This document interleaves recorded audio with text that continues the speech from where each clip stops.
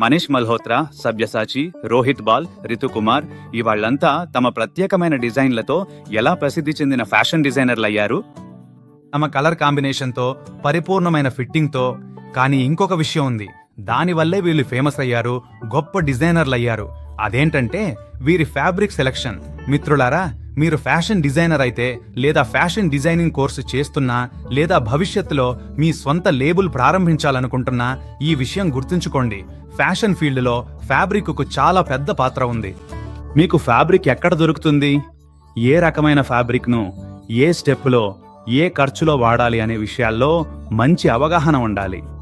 Fabric గురించి మంచి జ్ఞానం ఇవ్వడానికే యూఆర్ తమ విద్యార్థులకు ఎడ్యుకేషనల్ టూర్లు, ఇండస్ట్రియల్ విజిట్స్ అందిస్తుంది. దీనివల్ల వారికి టెక్స్టైల్స్, ఫ్యాబ్రిక్ గురించి మంచి అవగాహన కలుగుతుంది.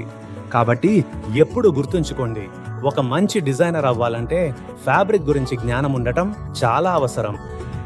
అందుకే యూఆర్ఎక్స్ ను ఎంజాయ్ చేయండి, మీ రెక్కలను విప్పండి. తదుపరి వీడియోలో భారతదేశంలో ఏ నగరంలో ఏ ఫ్యాబ్రిక్ దొరుకుతుందో నేను మీకు చెబుతాను. ధన్యవాదాలు.